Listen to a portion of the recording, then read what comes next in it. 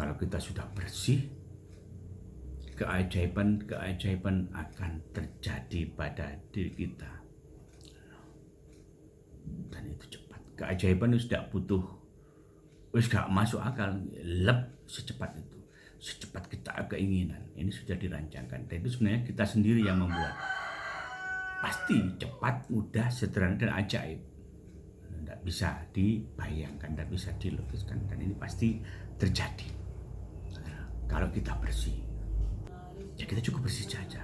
Bersih nyambung, tidak ada bedanya antara bayang-bayang dan kita. Kalau kita dikatakan makhluk ajaib, sebenarnya kita ajaib. Kita ada.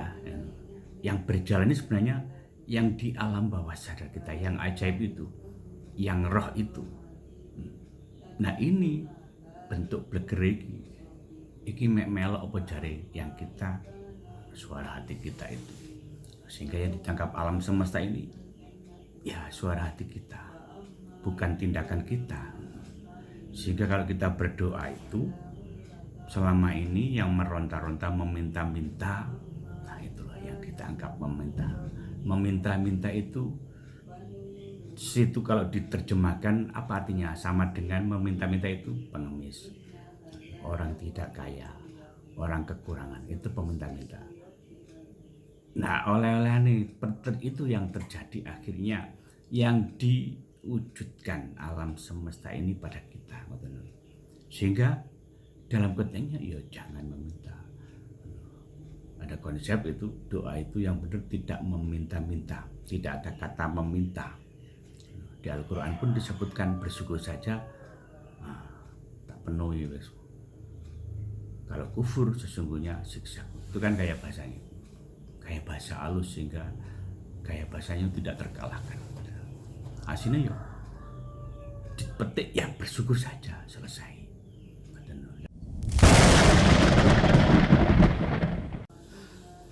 Ya, assalamualaikum warahmatullahi wabarakatuh. Oke, teman-teman, hari ini kita belajar ini, sinau bareng, menembus tanpa batas. Dari layar Rosso ini menembus tanpa batas. Siapa yang tanpa batas? Yang tanpa batas ya Tuhan, Gusti Allah, sing nguasai dunia isinya ini. Itu disebut tanpa batas, Sang Hyang tanpa batas, Sang Hyang Widya Sakarep nggih. Nah, dalam konteksnya ini ada istilah kenapa orang sudah berdoa setiap malam, bangun jam 3 pagi, jam 2, sholat tahajud, sholat apa, masih tetap padahal dalilnya jelas ya, jaluk tak wenehi, mintalah pasti kuberi katanya. Ini kutipan di salah satu ayat suci ini, kitab. Jadi pasti, kalau enggak berarti batal. Padahal itu dipastikan di kitab suci itu benar. Kenapa terjadi seperti itu? Hanya sebenarnya kan mudah nih, karena kita belum mengenal Tuhan kita. Kita tidak tahu sama sekali. Siapa yang membuat kita tidak tahu? Hijab yang menutupi kita sehingga tidak tahu. Nah, kalau kita sudah tahu, ibarat hijabnya sudah terbuka, ya kita akan bisa apapun yang kita inginkan. Bahkan tidak hanya duit. Selama ini kan duit, enggak, apapun hanya kerentek saja, selesai. Sehingga orang yang itu ya enggak butuh kemewahan, tapi apapun yang diinginkan, apapun kebutuhannya saat itu akan terpenuhi. Siapa yang memenuhi alam semesta ini? Caranya bersih saja, dekat. Seperti ini, kalau sudah bersih, nyambungin, tidak ada. Mana kanan kiri kan sama. Kita ada bayang-bayang kita, ada kita sendiri. Semakin kita mengejar bayang-bayang, semakin lari. Ya kita cukup bersih saja. Bersih nyambung, tidak ada bedanya antara bayang-bayang dan kita. Kalau kita dikatakan makhluk ajaib, sebenarnya kita ajaib. Kita ada. Yang berjalan ini sebenarnya yang di alam bawah sadar kita, yang ajaib itu, yang roh itu. Nah ini bentuk blegere iki mek melok apa jare yang kita suara hati kita itu. Sehingga yang ditangkap alam semesta ini ya suara hati kita, bukan tindakan kita. Sehingga kalau kita berdoa itu selama ini yang meronta-ronta meminta-minta, nah itulah yang kita anggap meminta. Meminta-minta itu situ kalau diterjemahkan apa artinya? Sama dengan meminta-minta itu pengemis, orang tidak kaya, orang kekurangan, itu peminta-minta. Nah oleh-oleh ini itu yang terjadi akhirnya, yang diwujudkan alam semesta ini pada kita. Sehingga dalam konteksnya ya jangan meminta.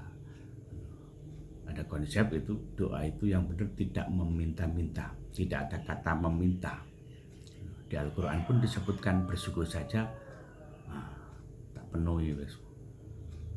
Kalau kufur sesungguhnya siksa. Itu kan gaya bahasanya, gaya bahasa halus, sehingga gaya bahasanya tidak terkalahkan. Hasilnya ya dipetik ya bersyukur saja, selesai. Dan bersyukur pun kalau tidak bersih ya bersyukur sampai suapun tidak nyambung. Misalnya jenengan minta tapi tidak ketemu, tidak nyambung, ya tidak bisa kan. Misalnya seorang lurah itu laporan pada bupati, ya harus ketemu. Dan konteksnya di sini ketemu itu tidak bisa kalau kotor atau ada hijab, tidak bisa ketemu, tidak bisa nyambung, tidak bisa nyambung manunggal, dan tidak bisa. Jadi cukup bersih saja. Sehingga kalau jam 3 pagi itu kalau berdoa yo tidak usah meratap-ratap. Dalam konteksnya daripada kalau memang lagi drop, yaitu kita istighfar. Istighfar, mohon ampunan, merasa dosa. Jadi kita mengingat dosa-dosa kita. Kita mengingat dosa, minta ampun. Kalau dikatakan astagfirullahaladzim itu kan gaya bahasa yang kita ucapkan. Artinya kita tidak kembali lagi di dalam kehidupan sehari-hari kita ya kak unumane, dan nanti akan terjadi apapun. Kalau kita sudah bersih, keajaiban akan terjadi pada diri kita, dan itu cepat. Keajaiban itu tidak butuh, gak masuk akal, secepat itu. Secepat kita keinginan ini sudah dirancangkan, dan itu sebenarnya kita sendiri yang membuat. Pasti cepat, mudah, sederhana, dan ajaib. Tidak bisa dibayangkan, tidak bisa dilukiskan, dan ini pasti terjadi kalau kita bersih. Sehingga kalau di keluarga kita yang NU itu ada salam-salaman, sama kan? Minta ampun, bersalam-salaman, mohon ampun. Sama. Kalau kita ada dosa, kenapa kita selalu ganjal, selalu salah, selalu tidak berhasil, selalu drop? Kenapa? Berarti ada dosa kita, ada ising nenteng-nentengi. Keinginan kita tidak tercapai, enak sih nenteng-nentengi. Berarti sebelah sana itu kuasa Tuhan yang tanpa batas itu yang buat kita terjadi. Tidak bisa di logika. Bersih saja. Kalau memang kita merasa berdaya, salah. Kalau kita tahu salah dengan seseorang, ya kita minta ampun, kita mohon maaf,